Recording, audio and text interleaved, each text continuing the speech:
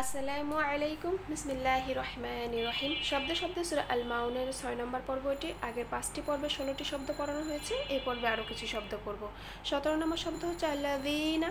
আল্লাযীনা শব্দের অর্থ হচ্ছে যারা। এটি একটি বহুবচন শব্দ, এর একবচন হচ্ছে আল্লাযী। এখানে ইয়া সাকিন ডাইনে জের এসেছে, একালি পরিমাণ টেনে পড়তে হবে। এটি মদের হরফ, মদের হরফ 3টি, আলিফ ওয়াও ইয়া। 18 নম্বর শব্দ হচ্ছে হুম। এই হুম শব্দের অর্থ তারা অথবা তাদের। 19 নম্বর শব্দ হচ্ছে আন। এই আন শব্দের অর্থ ব্যাপারে অথবা সম্পর্কে। এখানে একটু লক্ষ্য করি, নুন সাকিনের পরবর্তী হরফ এসেছে সোয়াদ। এই সোয়াদ হচ্ছে একটি ইকফা হরফ। ইকফা হরফ হচ্ছে মোট 15টি। এর নিয়ম হচ্ছে নুন সাকিন বা তানবিনের পরে যদি এই ইকফা হরফের 15টির যে কোনো একটি আসে, সেক্ষেত্রে গোপন করে গুণনা করতে হবে। একে বলে ইকফা গুণনা। বাংলায় অনেকটা 19 স্বরের মতো। এখানে হবে আং, কিছুক্ষণ ধরে রাখতে হবে। 20 নম্বর শব্দ হচ্ছে সলাতিহিম। সলাতিহিম এখানে মূলত দুটি শব্দ রয়েছে। একটি হচ্ছে সলাতুন। এই সলাতুন শব্দের অর্থ হচ্ছে সালাত। এই হুম শব্দের অর্থ হচ্ছে তাদের।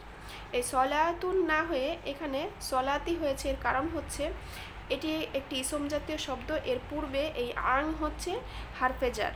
যদি কোনো ইসম জাতীয় পূর্বে হারফে জার আসে, সেক্ষেত্রে ওই ইসমের শেষে জের হয়ে যায়।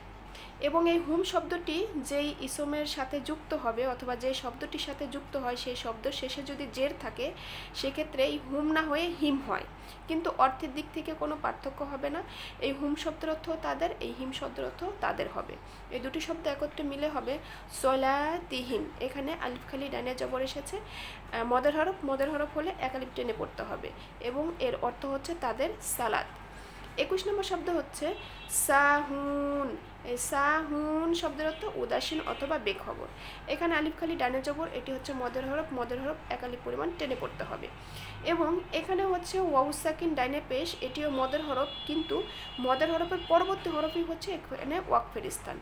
যদি মদের হরফের পরবর্তী হরফে ওয়াকফের স্থান হয়, সেক্ষেত্রে 3 আলিফ টেনে পড়তে হবে এবং একে বলে মদ্দে আরজি।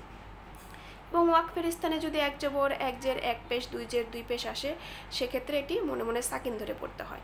তাহলে সম্পূর্ণ আয়াতটি যদি পড়ি, আল্লাযীনা হুম আন সলাতিহিম সাহুন, এবং এর সরল অনুবাদ হবে যারা তাদের নামাজ সম্পর্কে বা ব্যাপারে বেখবর।